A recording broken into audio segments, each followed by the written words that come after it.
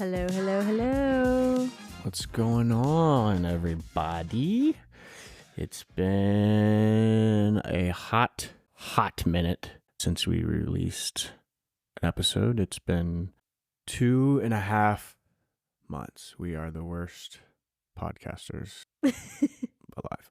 I think we already knew we were the worst podcasters because this is only our third episode. Yeah, well, we probably didn't plan it out too well. We decided to start recording like right before the holidays. I don't think the holidays had a real effect on our recording schedule. I think our lack of scheduling and our lack of, let's be real, dedication really affected our recording. But we're back. Guess who's back again? Get. Tell a friend. No, like literally tell a friend. Like that'd be great if you told a friend. Just to listen to the first 2 episodes. We had some family members that listened to it. We have some close friends that listen to it. I've said this before, but I've been told I have a radio voice, which if there's any radio stations out there happen to be listening, I am available. That'd be great. But yeah, we took a hiatus.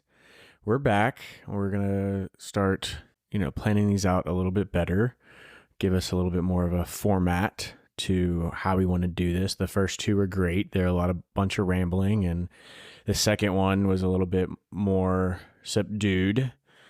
And we're trying to figure this out. We're trying to figure out what kind of process we want to go about, what things we should, remember to take notes throughout the week or 2.5 months of what we want to talk about. And the good thing about not recording between the first and the second one, or rather the first one that was deleted and the second one, y'all know, is episode 1. We had 6 months worth of stuff to talk about, and now we have 2.5 months of stuff to talk about, which is great because a lot has happened, both good and bad. But, we're alive and we're here and we're recording episode 3. So if you're listening to this, I appreciate it. We appreciate it. You're still hanging in there with us. We love you guys. We do. Well, I've already said that before. I don't say I love you guys because I don't know who you are. But I appreciate you. Yeah, okay. Takes a lot to That's earn fair. this love. But we'd like to get to know people. I mean, our Instagram is fairly new and I'm still trying to figure out how to work that. And I don't know, maybe we might work in some video recording just for some snippets and stuff and try to be more present on social media. I'm trying to kind of, I guess for lack of a better term, turn our Instagram into somewhat of like a real, site to where just finding different things are on Instagram that are geared towards parenting or bettering yourself or whatever it may be, and posting those. And being that we haven't had much actual genuinity content. So yeah, before. And also figuring out how to post like questions. I would love to hear topics that people are interested in us speaking on. So yeah, that would be a fun exercise for sure. Yeah, I mean, we have the Instagram, so hit us up on the DMs and let us know, hey, we liked this, hey, we didn't like this. We're open to criticism now, so get it in while you can before we shut down checking that thing for any criticisms. I tried some polls and stuff like that on our Spotify, which BT Dub, I guess if you're listening to this, you found it on Spotify. I'm working on getting us on Google Podcast as well, although I think Google Podcast is going away soon. But Spotify is where we are, and it's where we host our show through anyway. So working on, I think I've said this before, is that one of my goals is to get to 1,000 followers or listeners on Spotify, which I think now we're back to 0 because I think it's like 1,000 followers or 1,000 listeners in 60 days. And we haven't posted anything in 60 days, so we're back down to 0. But 1,000 is when we can start monetizing this thing through like Spotify ads, and that'd be dope. So that's like my first benchmark. But realize that nobody's really interacting with those. So maybe we normally ask questions on these episodes, and I'm sure somewhere along the way in this one, we'll ask some questions and I'll post those polls on Insta, and we just want to interact with people. At the end of the day, welcome first off to Genuinity, the podcast. To recap, the last two episodes and what this is. It's a podcast where I've been wanting to start one for years about just life, about connecting with people. Eventually we're going to get to the point where we're going to start inviting some of our friends. I want to get the ball rolling, and I want to build somewhat of a listener base before I start doing that, because, who likes to invite a friend to a party and there's only 3 people there, When you invite your friends and your, cool friends or people you want to be friends with, you don't want to invite them to a house party and you got 5 other people there. You want to invite them to a party that's got like 100 people there, and that would be dope. And so we want to kind of build that up, and we have some people on deck that we have put on notice that, hey, we got this thing going and would love to have you on, and they're all down. And at the end of the day, the original concept of Genuinity was a podcast that was geared towards what makes people tick, why they do what they do, what makes them keep doing what they're doing, where they find inspiration from, what's helped them grow the most. Some questions that I want that'll be kind of a constant thing in those interviews will be, man, tell me about something that you regret doing, and tell me something that you regret not doing. And those are something. So just for our listeners, man, think about that too yourselves. And I'll post that maybe as a question to put on Instagram. And it seems like something kind of weird to post or comment on Instagram, but it's interesting, a good conversation, figuring out why we do the things we do. And we have a lot of artistic friends. We have a lot of people that are in different types of industry that aren't your normal run-of-the-mill jobs. And I want to know what keeps them going, because it's difficult no matter what line of work you're in or what you find your passion in. And this is one of my passions, is connecting with people. So wrangled my wife, Jessica, into it. And I'm Justin, by the way. I don't know if we've ever... I'm Jessica. Introduced ourselves on our other episode, but... I think we did maybe episode 2. We might have introduced ourselves. But I'm Jessica. We've been married now for 7 years, going on 8 in April. Together 9. In April, it'll be 9.5. Yeah, 9.5. So, yeah, we're doing life and trying to share and be as genuine as possible. Yes, I mean, genuinity obviously isn't a word, but at its root is genuine. And we kind of... It's from an inside joke, but it's just the act of being genuine, genuinity. And so, yeah, this is what this podcast is about.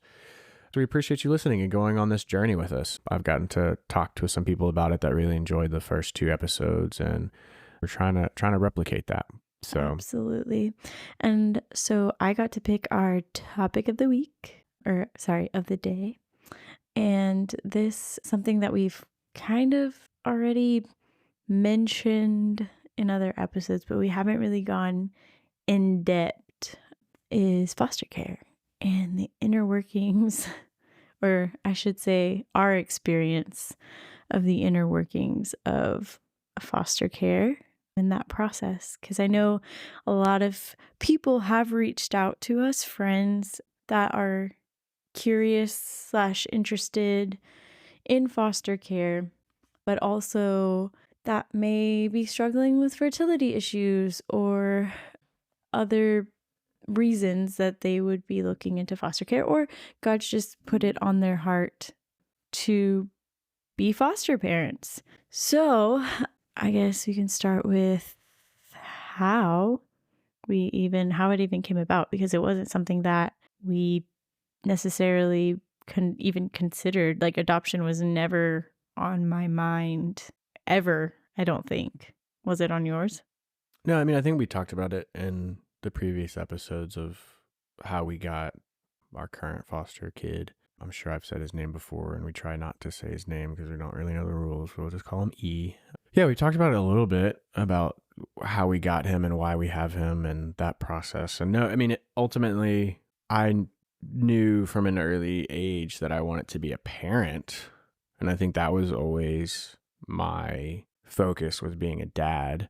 And I think most people, whenever they think about being a parent or being a dad, they think about it's their own flesh and blood that they have. And so no, I never had a passion for adoption. I never had a passion for fostering or anything like that. I know you've had one of those adopt a kid things, ministries through Compassion. Is that what it is? Compassion?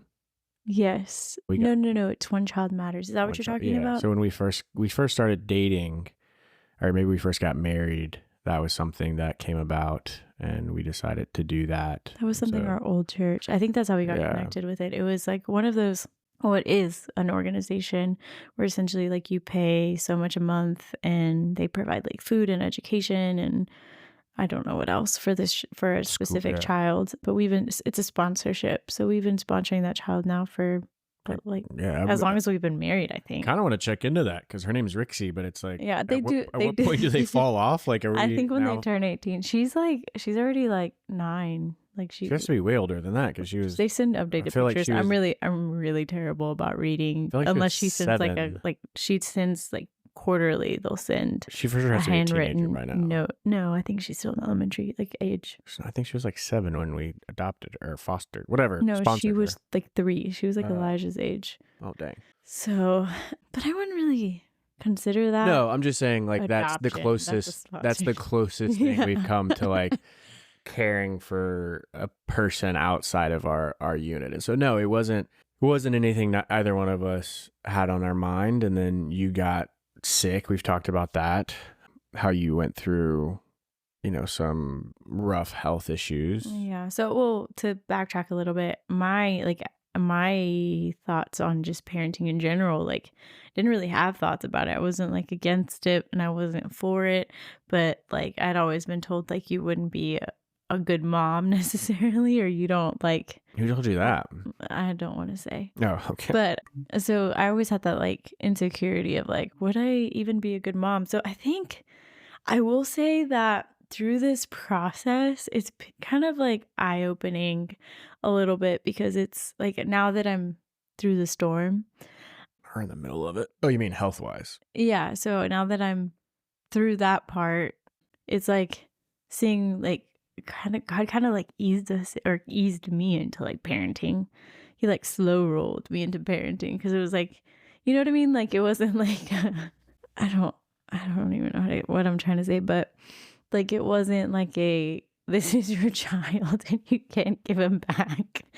It was like this is your child and you may only have him for a weekend. You talking about E?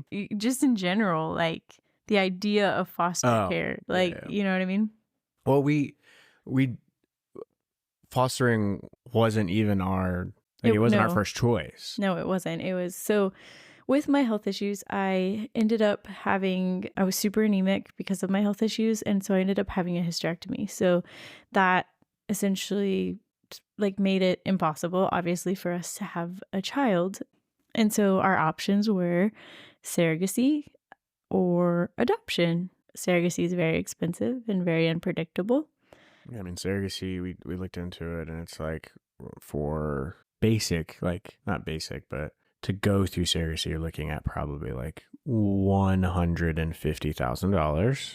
And then we looked at what's called the altruistic surrogacies, which is essentially like instead of going through an agency, you find maybe a friend or somebody that is willing to do it for you. And that's like a minimum of like $75,000. And that's not even including, so there's some insurances that'll cover surrogacy and then there are others that do not. Right. That's not covering medical. So that's not even covering like medical bills. That's just like the cost of paying someone to have your baby essentially and like the legal getting fees them impregnated. All of that, yeah. So that's not even like the birthing cost and they have to have already had a child in the state of Texas. They have to have had a child before they can be a surrogate. So that's like adds a whole other layer because like it's funny, it's like we've had like three or 4 different females in our life, women. I say females, whatever, the whole gender thing. We've had women tell us like, hey, no, I'd totally be willing to do it. And they're either like in their 40s and it's like, that's kind of dangerous, or with their pregnancy, they've had heart issues, and it's like, well, that's kind of dangerous. Or they've had, miscarriages or stillbirths, and then, or it's just like It's just the relationship would be it's awkward. just very unpredictable. And there's just a lot, like, even if you go through an agency, we're still in the state of Texas. So things get weird with like birth moms and like, it's a lot. There's just a lot going on there that we were like, I don't know if this is the route for us. Well, like the perfect scenario, That is they're like single and they don't have a surrogacy is kid. like a rich person's out, I think. Yeah, it's for Kim Kardashian. infertility. And so then our next option was adoption, and that's not within the foster care system, just straight adoption. You pay somebody a fee and they give you their baby. Well, you have to go through an agency. It's illegal in the state of Texas to give somebody money for their baby. So you have to, and I don't know if we've mentioned this before or not, but that was like my thing when we figured out that we weren't able to have our own kids, is like I would go around asking pregnant women like, oh my God, it's so nice that you're pregnant, or are you pregnant, blah, blah, blah. It's like, do you want your baby? And they'd be like, what? And like, well, I'm just saying, like, if you don't, we'll take it. Like, that was like the ongoing joke around, like, our friends or whatever that was pregnant. It's like, hey, if you don't want that baby, let me know. We'll take it off your hands. And to the point to where I was speaking at church one Sunday and had a hot mic, like an earpiece, during worship. Like I was speaking, worship was going on, but my mic was hot during the live stream. You were telling, and I'm one of our outside elders. with one of our elders talking about, man, it's expensive out here for some kids, man. They want like $50,000 for adoption. They want $175 for surrogacy. I was like, and I'm just walking around asking pregnant women, like, you want your baby? You want your baby? You want your baby? And that's on a live stream somewhere on our church database. You would think they would, I don't know, edited it or something, but they. I mean, there's probably like less 10 people viewers have listened to that than listen to our podcast. So, and that's not saying much. It's probably like 10 and 5, Yeah. So.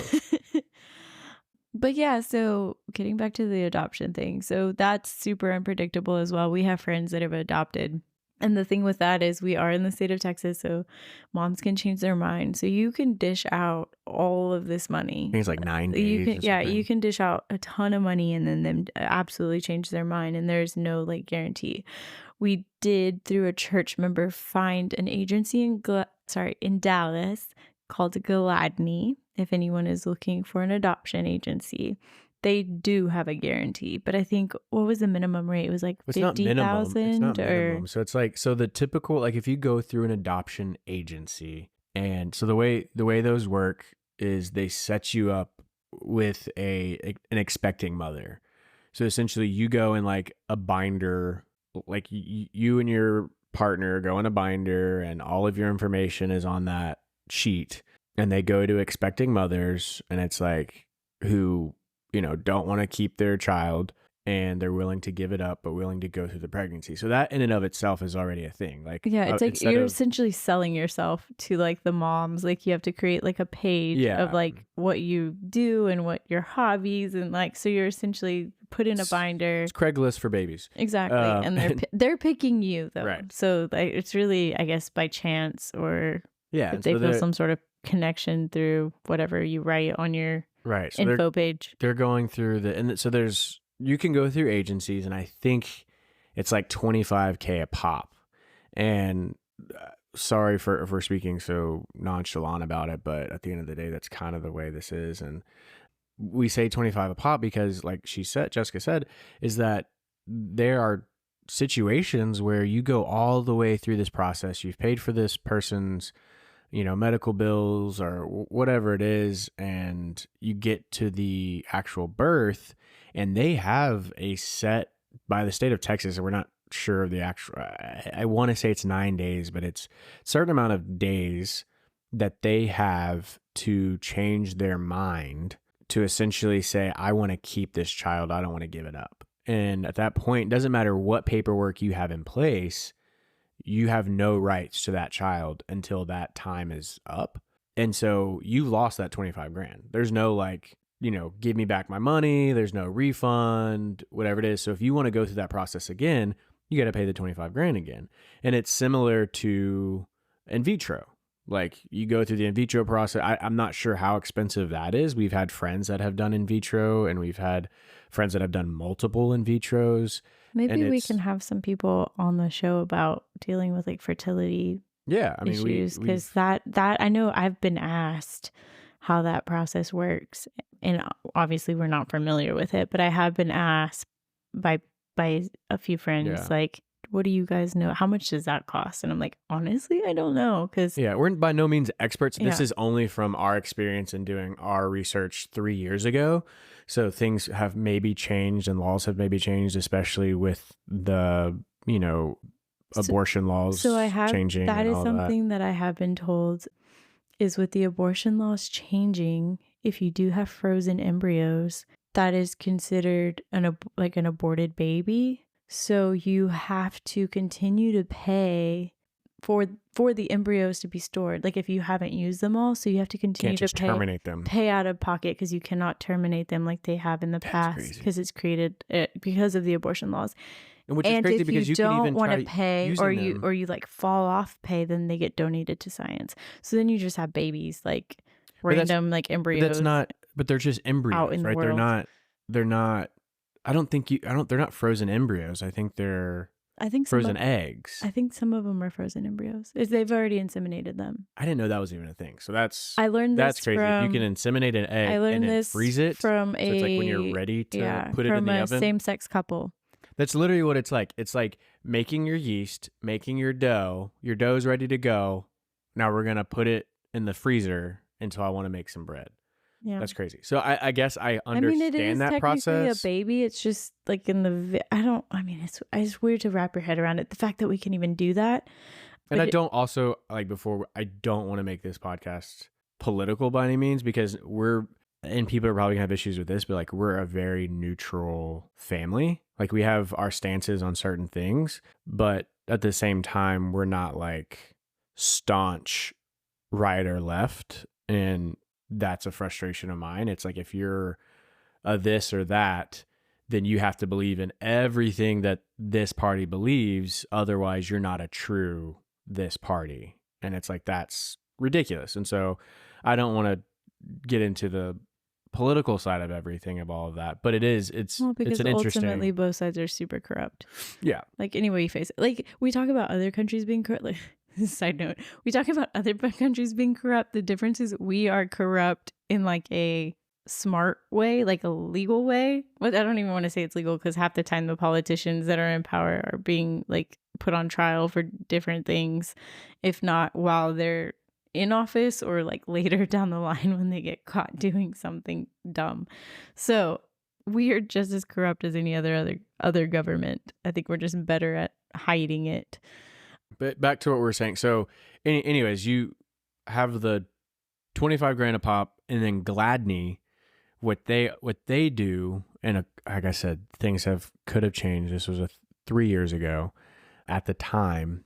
And it sounds so crazy, but this is the term they use, is that it's a $55,000 all-inclusive fee, which means drinks and a la carte restaurants are included with your, which is what we thought, like, oh, dang, we get a resort stay with all this. But no, what it just means is that you pay 55 grand, and I want to say it was broken up into like 3 or 4 different payments. And once you make that payment, you're guaranteed a child. It's not saying it's going to be the first time, the second time, the third time. You go in the book until you're picked, essentially. But not just until you're picked. It's until you're picked and you have a kid. Baby, so if the first one doesn't work out, the second one doesn't, the third, whatever. Because I mean, there's still chances. So I'd never asked you this. Do you have autonomy on what? I think you can say no. What kind of what ethnicity? Yeah. What gender? I would assume. You can't say gender, because do that? I think at that point you may not know. Okay. Because I think this is like, I don't know how far along. I don't. So like with fostering, like with us, we were able to be very specific about what we wanted.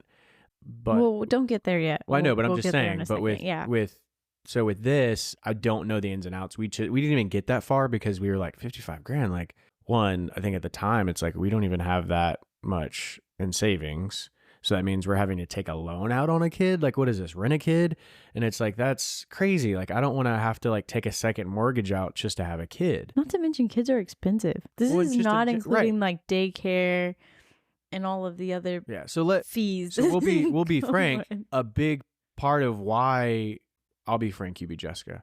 A big part of why we decided to go through fostering is because of the financial reasons. Like, we looked at things and we're like, yo, this is crazy. We're going to pay 55. It's like renting a car. Yeah, it's taking, essentially buying a car. Yeah. Like that is, yeah. And there's no guarantee on the outcome of things, and there's no guarantee of a timeline either. And so Yeah. we just looked at everything, and these are all things we looked at prior to your surgery.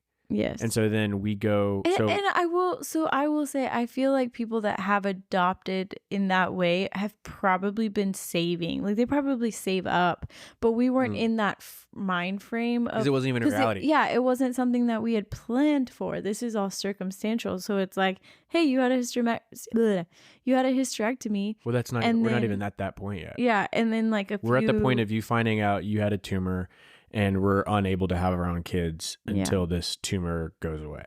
Yeah. So that's where we fast forward, rewound, and kind of all in the mix up. But the cliff notes, you were sick.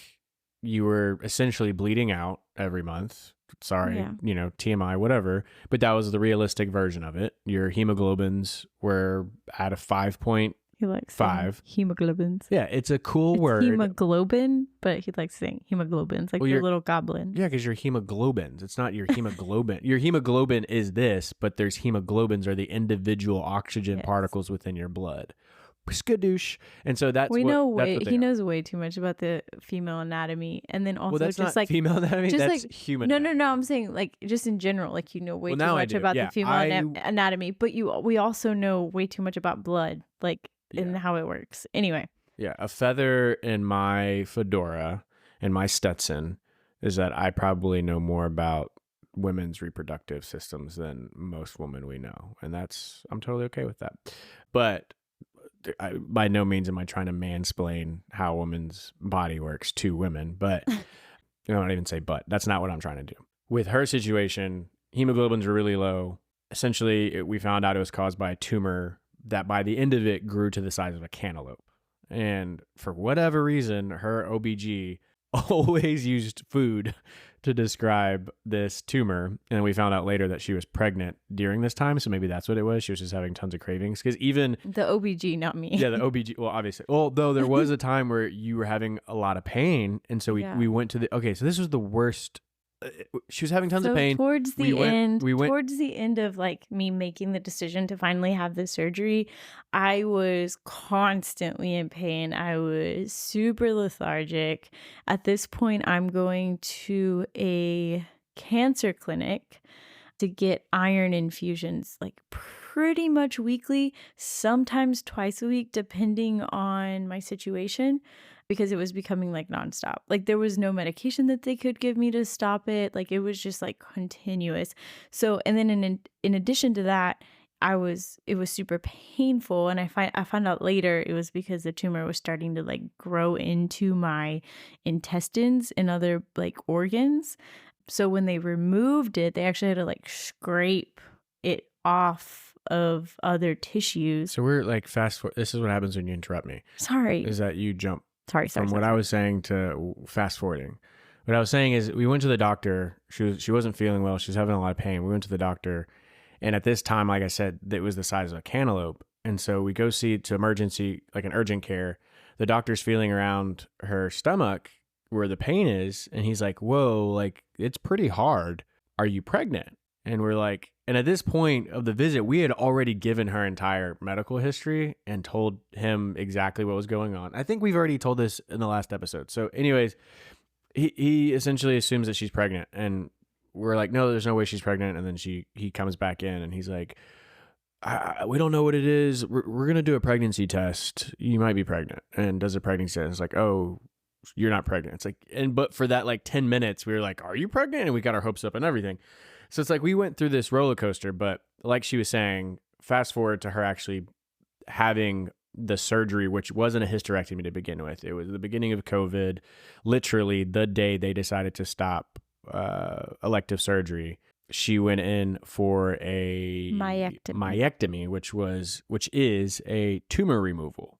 She had fibroid. We keep saying tumor. It's a fibroid. It's a tumor. The term is fibroid, and it is a non-malignant tumor Okay. that they don't know. They don't know what causes. So what's the last word in that?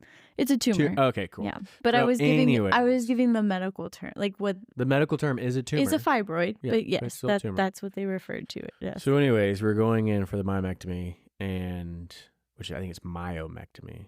Yeah. Not anyways, so myectomy. Yeah, it's myomectomy, and we went in hoping and praying that it was going to be a tumor removal and that we didn't have to worry about anything, but knowing in the back of our minds this for sure could turn into a hysterectomy. Because I had been warned by my OBG, she was phenomenal. Like, she still is phenomenal.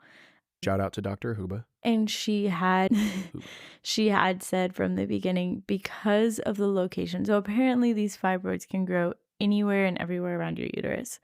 I was fortunate enough that it grew inside my uterus and into the muscle.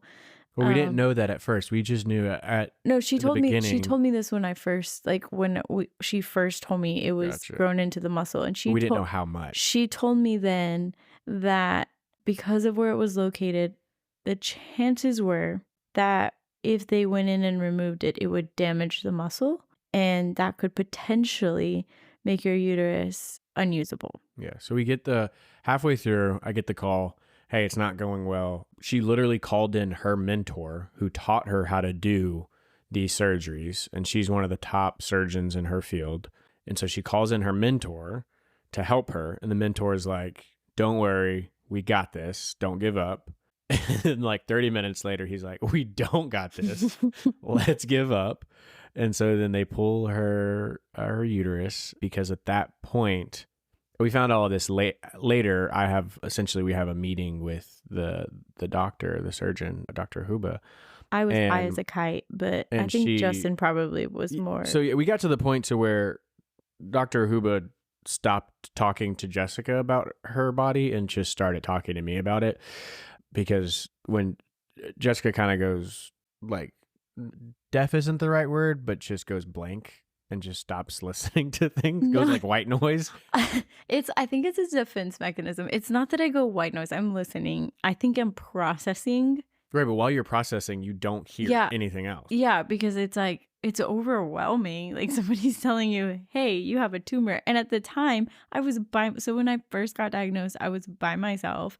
They were like, it could be cancerous. It's probably not because of your age. If you were 50 or 60, we would definitely think it was cancerous. But because of your age, it could or could not be cancerous. I'm like, you can't test for that. And they're like, no, the only way to test for it would be to remove it. Oh, by the way, also, if we remove it, there's a high likelihood that it would damage your uterus and you'll never be able to have children again. So then back to the food thing is that we sit through a meeting with her where she's telling us what it is, and essentially describes it again as a cinnamon roll, where they started to take out the best part of the cinnamon roll, which is the center. And then they tried to go for the outer parts and realized that the outer parts had become her uterus. So her uterus was essentially a fibroid, and that what would be left after removing it would be not viable for pregnancy. And so they just pulled it. So now she ended up being what's called a partial hysterectomy, meaning she still has her ovaries. You still have your ovaries. I still have my ovaries. So I don't thankfully have to take any kind of hormone treatments or any of that stuff, go through early menopause. But for those who are wondering, still goes through a wonderful emotional roller coaster that is that lovely time of the month. Well, I mean, yes and no. I don't see it, but he claims. But okay, anyways, to be fair, but when you were having full on periods, you would be super emotional, and I'd be like, you're about to have you don't tell me about my body, you don't tell me, blah blah blah blah, which is the typical response most men get, and most of the time men are just using that as an excuse.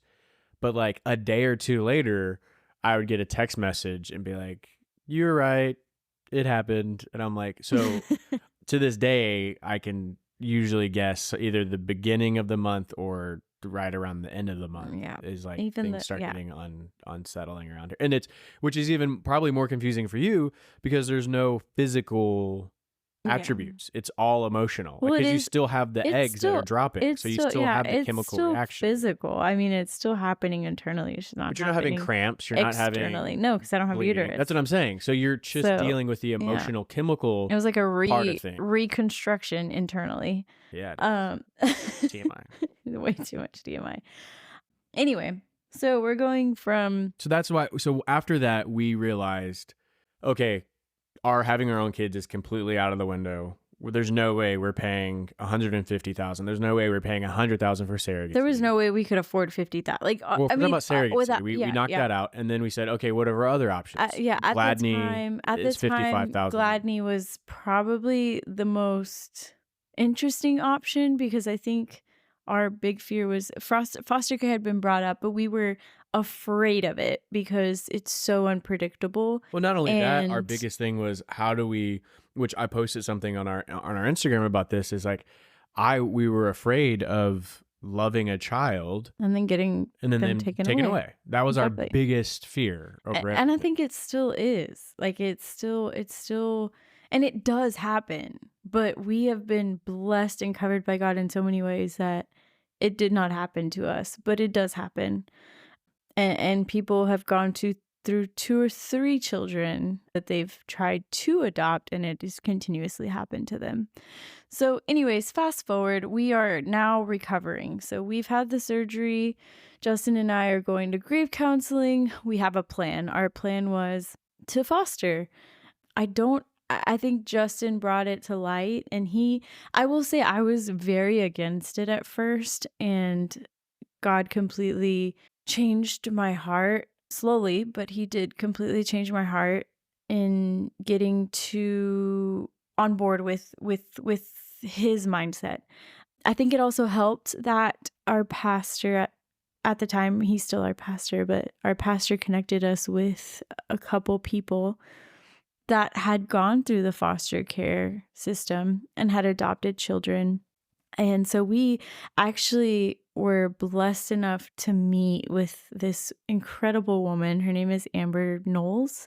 She runs the Riverside Project, which is a organization dedicated to foster care awareness through churches. And it's essentially like not just awareness, but foster care, like to help.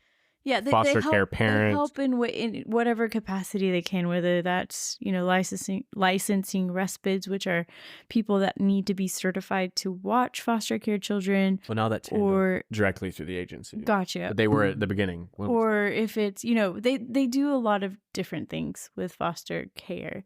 But one of the main reasons it was resource. That's what I was looking for. Yeah, foster care resources. One of the main reasons it was started was to essentially encourage local churches to join the movement of, fostering. Sounds so weird. I know. Join the movement. Join the movement. It's a cult. Join the movement of foster care. And, they use this analogy of, I don't even know how many kids are in the system. And essentially it's moving up the river and like helping. That's why it's anyways, I don't know.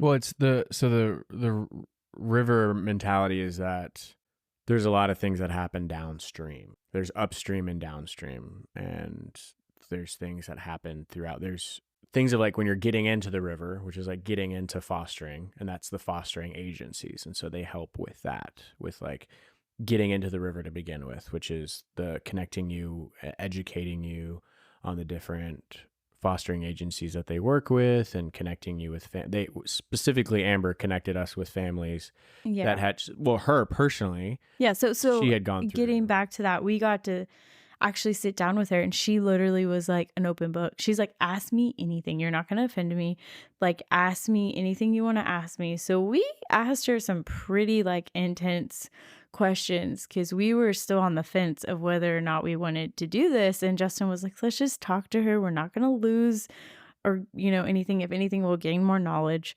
Well, it's definitely also before how we got connected with her was 100% kind of God too, because she connected to our pastor, to our church. And at the time I was in a leadership position at our church, and our pastor is very much one of those people that's like, he runs a plant church, and so he already wears a lot of hats. And so he knew that he wanted to get involved with this ministry, but wasn't able to lead the ministry. And so he was like, oh, Justin, I know they're kind of in this season where that could be potential. Like, let's hook him up with her and, hey, connect with her and figure out what she wants, what they're looking for, all of that. And so originally I got connected with him because I was supposed to be sitting in on this like thing that she was putting on. It was like the awareness for the organization, the nonprofit. It had nothing to do with us becoming foster parents. It had everything to do with connecting our church to Riverside Project. And through that, we kind of I got intrigued by it. And it was like, I don't want anything to do with the foster ministry. I don't want to be a foster spokesman, because to this day, we don't consider ourselves to be foster parents. Absolutely not. So anyway, we get connected with her. She connects us with, so she had been out of the actual adoption process. Her children were a little bit older. So she's like, hey, there's this friend of mine, a family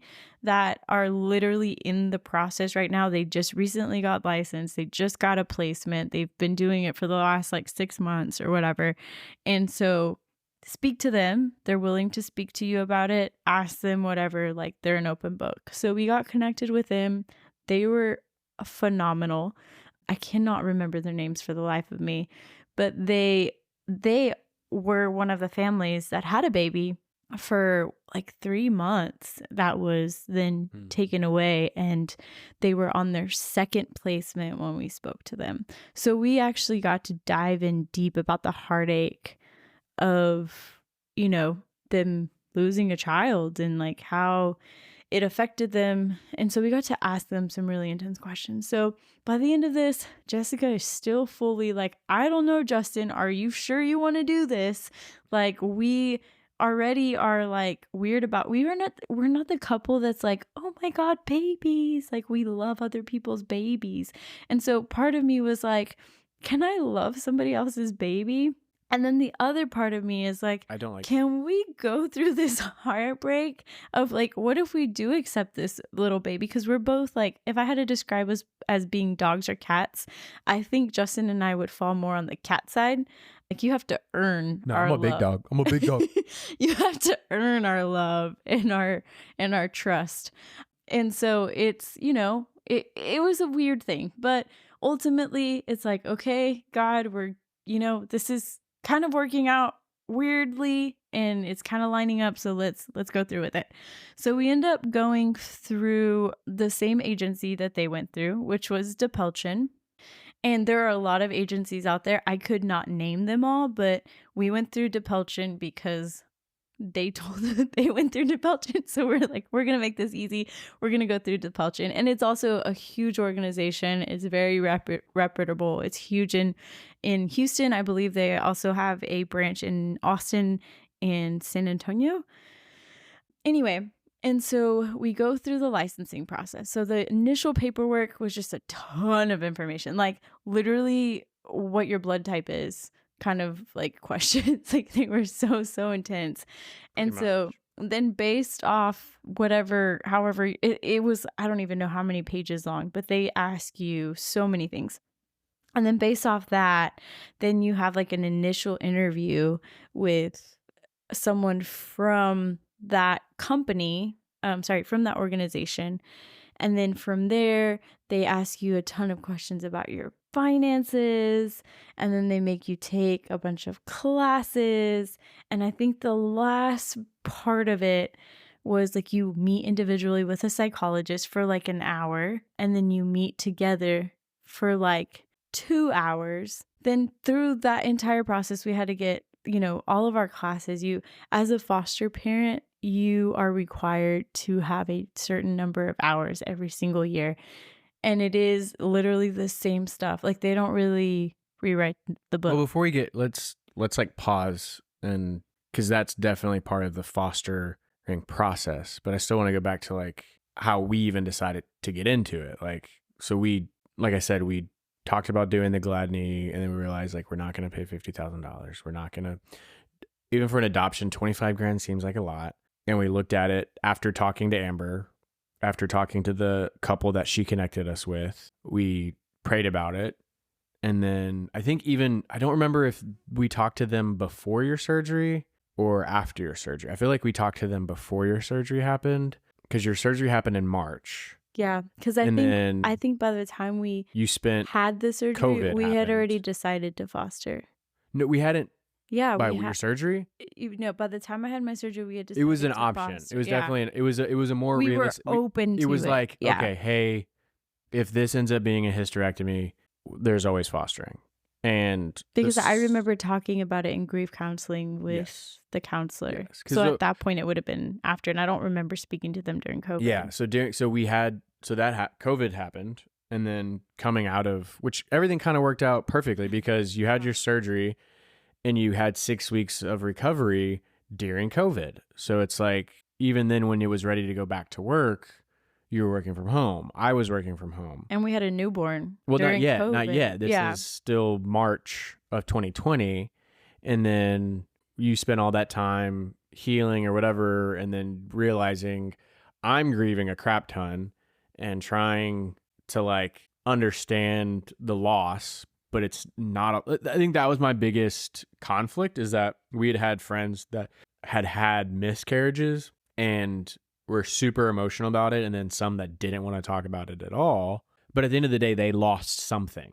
Yeah. Like they had something and then they lost it. And we lost an experience. Not only did we lose an experience, we lost a possibility. That too, yeah. And I think that's what was really hard for me to wrestle with, was the idea of losing a possibility of something and knowing that this is something we're never going to get to experience. You being pregnant, like me going through the process of having a pregnant wife. Yeah. Like experiencing that beauty and experiencing life grow and form inside of you. Like, and for me, I was experiencing all of that loss, and there was just, I think, relief on your part because you were healthy, you didn't have the pain, and you weren't really dealing with the loss. And we just were butting heads about it. And so that's when we decided to go to grief counseling and then work through all of that. And I think you finally grieved it because you fought the grief for months. And then we went through that process. And then once we got to a place where like, okay, probably by end of summer, okay, let's, start the process of what do we want to do? And we started looking at our fostering agency, which is DePelchin, and looking into what is required and just taking time to do us and all of that stuff. And so it did seem like we moved really quickly. We did because that happened in March and we started the process in December. Yeah, but I do accredit you a lot to that because pushing it. That's the way I work. Because I feel like if I were left up to me, we would probably still be working through whether or not we should be signing up for at the end of the day, because at the end of the day, like people say all the time, like you're never ready for parenting. And I think we wanted to make sure we were ready to move into fostering. And there was now having gone through the process, there's no amount of preparation for it, regardless of if you're having a, natural birth or you're bringing a kid into your life. There's nothing that's going to prepare you for it other than just doing it. Yeah. And I knew every that. kid is different. And they literally disrupt your entire we took world. our Thanksgiving trip to Cabo, and we came back and we're like, all right, we cried a lot on that trip. It was a really hard year, really reflective year. Which was great though, because it was middle COVID, less than 50% capacity. Yeah, we traveled a lot during COVID. It was great. We took advantage of the cheap flight. And then we started the process in December, and it took us all the way to May. And we've talked a lot about, ease process and what that looked like and having a baby and all of that. And so I think the process of us deciding to do fostering really came down to selfishness, which is, and I've said it once and I'll say it again and I'll say it over and over again, is that we wanted a baby. Like we wanted a baby. Right now, we could go through our agency and adopt a 6-year-old, which there are tons of 6-year-olds in Houston. We're not even talking about in the world. We're talking about Houston There's a page right now that you can go to, and I don't know if anybody listening has ever watched Instant Family. So if you're thinking about fostering, if you're thinking about adoption, watch Instant Family. Well, It's a pretty accurate depiction of what goes on. In the beginning of that movie, they go on a website and they see all the kids, and that's what changes their mind. And that's literally what kind of happened to us. I went onto this website and I saw all of these kids. and I think he made me watch Instant Family. Yeah, I was like, honestly. that don't have families. And for me, growing up without a father, and I've talked about this too, like growing up with a father, I was like, okay, like that makes sense for me, is that now I get to be the father to somebody that otherwise wouldn't have had a father. And I didn't have one, and I wish somebody would have kind of been my foster father or whatever it is. Yeah. So it's like, this is really cool. So it kind of worked out. But anyways, in that movie, there is the idea of going to this website, and there's a website you can go to here in Houston, and all the kids are available for adoption, and we can adopt Yeah. a 5 or I think it's 7. They're literal. So I think that website is like the state has custody of them. So they're not in the system ready to go. anymore. They're literally wards of the state at that point. And we didn't want that. We didn't want, for lack of a better term, and we use it all the time, we wanted a kid without somebody else's stank on it. And at the end of the day, the stanky is the trauma. We wanted to put our own trauma on a kid. Yeah. We didn't want a kid that was going to be difficult for us, because we're not foster parents. We are not adoptive parents. We don't have a heart for that. We, at the end of the day, We're selfish. wanted a kid. We wanted a baby. And we were very struggled. honest with, Yeah. we struggled with that, but we were very honest with Amber about it when we were talking with her. We were very honest with DePelchin when we like, hey, look, we don't want Yeah. a 4, 5, 10-year-old. We want an infant. And they were very honest with us, saying, okay, look, you literally have the ability to set your parameters however you want. Like build a bear, build a baby. However you want to build it. You can literally pick gender, you can pick ethnicity, you can pick like literally anything you can think of, age. Like It's not even, we're talking granular, they like can literally we're talking about what type match you with whatever you want. What type of medical history they Yeah. have, what type of 'Cause- trauma they've so had, what we've type learned- of health issues they've Yeah. as much as they can do, Yeah. because especially with infants, they don't know sometimes what the medical history is, but like the health status of that child, like so extreme and so they great. have specific foster parents or adoptive parents that all they do, like there's so many genres of foster care that literally all they do is they accept infants, or all they do is they accept critical medically need, like kids that need like a high medical care that their parents either gave them up because they can't afford it, or whatever the case is. That there's people out there that literally solely adopt and care for these children. There's people out there that adopt terminally ill children that they know that these babies are going to die, but they want them to die in a home. Like there are people out there literally for every kind of fostering that you can There's not imagine. enough. They're out there. Yeah. But there's not enough of them. We'll say that. But, But we're also not that. Yeah, these people have a heart for it. So we were very upfront with Amber, and we're like, look, we don't know if fostering is for us, because these are all of our reservations with it, and these are all of our issues, and maybe that makes us bad people, but we do not have like the heart for fostering. We do not have the heart to raise someone else's child for a year and then give them back to this family. And we have friends that are doing that and have done that, and it's difficult for beautiful. them, but they wouldn't trade it. And I'm sure once you've gone through it and you've built that relationship, that it changes. But we wanted to protect ourselves from that, and the only reason we have E is because we were told, if you're wanting an infant, we said 0 to 2, you are going to wait a long time. We got our license in July. I think, like I said, we've probably said this before in our 2 episodes that we've done, is that we got licensed in July. We told them our parameters. They told us, you're going to be waiting a while. And we got a call literally a month later, like a month and 4 days later, saying, hey, we have an infant, a white baby boy. and that's all we know. We need somebody to take him. We don't know anything else. There's a chance somebody's going to come pick him up Well, in, they knew in a he was day or born two. with drugs in his system. Right, that's it. He had cocaine in his urine, and we talked about it, and it's like it sounds like somebody's coming to get this baby. So this gives us the experience of just getting to have a baby, like getting to experience what it's like to have a newborn, because this is probably never going to happen again Yeah, to because where they we get a tell newborn. you they tell you during training that they make you do is newborns are rare. Like you will probably never get a newborn. Not never. It's going to be a while. And any baby that you get, like even if they're 6 months old, 9 months old, they're gonna have some sort of trauma. And not only Like that, everything we ask for no foster trauma. care, yeah, We ask for no physical trauma. everything foster care related is trauma, And trauma. they take them Like away because it's of all trauma. very trauma based, and they even talk about like infants having trauma because they're being taken away from their parents. So when I say God had his hand all over this, we got a baby with no trauma. I mean, I'm sure there's a little trauma there because he was Well, there will separated be. from He his doesn't know. He mother. doesn't know it yet. But he was 2 days old. The second he tested positive, he was cut off from his biological mother.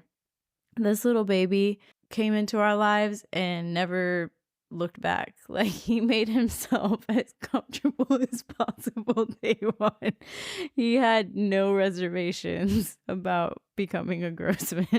Yeah. So like I said, to this day, I'm on the same thing I've said, is that we are not foster parents. We didn't sign up for this to be foster parents. We signed up for this because we wanted a baby. And I think ultimately God knew that, because a day turned into a weekend turned into a week turned into a month turned into 3, turned into 6, we turned into a year. There was a possibility of losing him at that year mark. And then literally 2-3 days later, that possibility was shredded up. And then a year turned into 2. And here we are 2.5 years later. And there's been some updates on his case and where we're at with all of that. And ultimately we knew that fostering is something that was going to be the best route for us, but we were very honest about what we wanted to do. So if you're thinking about fostering, if you're thinking about getting into this process, the one thing we can say without a doubt is be 100% honest with yourself, be 100% honest with your agency. We recommend Depelchin. It's our agency. Every agency has their hangups, and we're landing this plane, but we're going to do, I guess, our 4th episode, we're going to, talk a little bit more about our agency and the process that we went through to get him and what we've gone through in the last 2-3 months with him. But I just want to say that if you are thinking about doing it, be 100% honest with yourself and go into it knowing hey, these are the possibilities. These are the things that could 100% happen, and make the decision that is best for your family, because there is nothing guaranteed in this process, and there is nothing that's a for sure thing. And I think that was something Amber was really adamant about. She's like, if y'all do decide to go forward with this process, and it was probably the best advice that we got, was do not be afraid to say no. Be as honest as you can possibly be about what you want and your expectation of what you're not needing, but what you're wanting. And do not be afraid to say no. If something doesn't fit your lifestyle, or, if it's not what you asked for, do not be afraid to say no, because ultimately you're disrupting a little person, a little life. And so if you take in a child for a couple months and then you decide, oh no, this kid has way too many behavioral issues and I cannot handle this, and then, you move him to a different home, you're causing unnecessary trauma there. So I will say, if you are starting this process, to really, really be honest with yourself and do a lot of inner reflection on what you and your spouse are wanting out of this, and what it is that your standards or your expectations.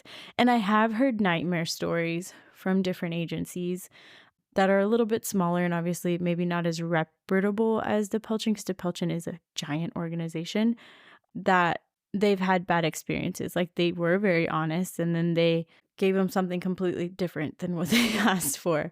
And I think that's an instance of where you shouldn't be afraid to say no. But yes, I highly, highly, highly recommend DePelchin. They have been very, very good, even with matching us with exactly what we asked for.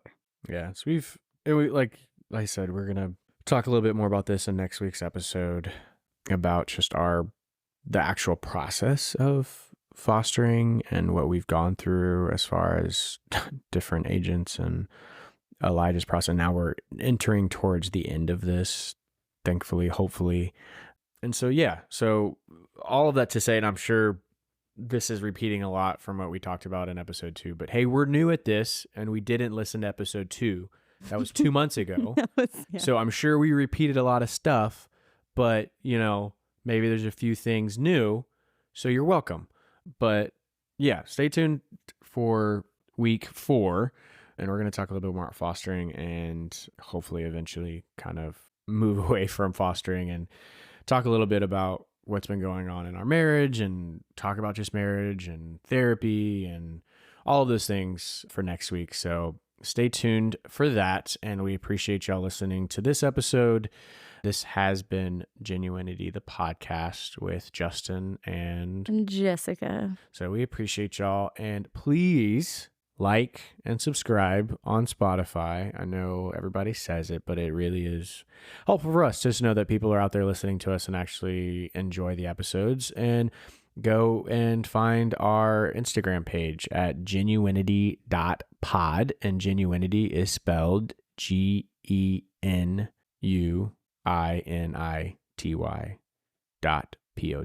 And I really hope that's how you spell genuinity. But anyways, thanks so much, guys. We appreciate y'all. Have an awesome, awesome week. And hear from us next week. Appreciate it. Bye.